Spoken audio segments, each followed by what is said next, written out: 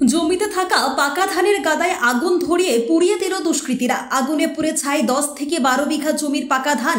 পুড়ে যাওয়া ধানের মূল্য কয়েক লক্ষ টাকা। ঘটনাটি বীরভূমের রামপুরহাট থানার নারায়ণপুর গ্রাম পঞ্চায়েতের কুসুমডই গ্রামে। পাকা ধান পুড়িয়ে দেওয়ায় মাথায় হাত গরিব চাষিদের পাশে দাঁড়াতে এলাকায় পৌঁছলেন বিজেপির জেলা সভাপতি ধ্রুব সাহা সহ বিজেপির নেতা ও কর্মীরা। তিনি পুড়ে যাওয়া জমি ঘুরে দেখেন, কথা বলেন ক্ষতিগ্রস্ত চাষিদের সঙ্গে।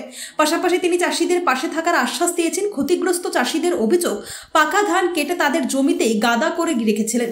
রাতের অন্ধকারে মোটরসাইকেল চড়ে এসে দুষ্কৃতীরা ধানের গাদায় আগুন ধরিয়ে সমস্ত ধান পুড়িয়ে দিয়েছে।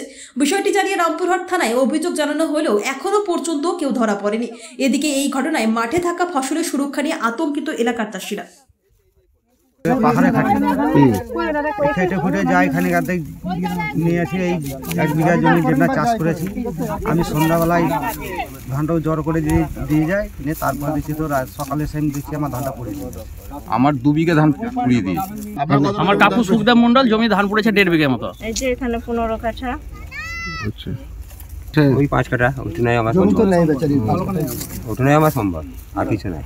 যেভাবে হতদরিদ্র প্রায় 8 জন কৃষককে তাদের ভাতে মারার পরিকল্পনা হয়েছে, পুলিশ প্রশাসন এখনও কিছু ব্যবস্থা নিতে পারেনি।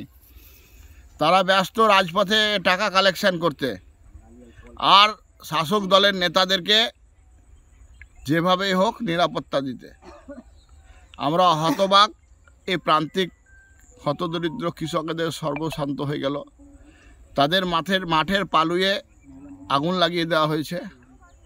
আমরা এই হতদরিদ্র কৃষকদের সেই জমিতে ধানের অবশিষ্ট অংশ দেখতে এসেছিলাম।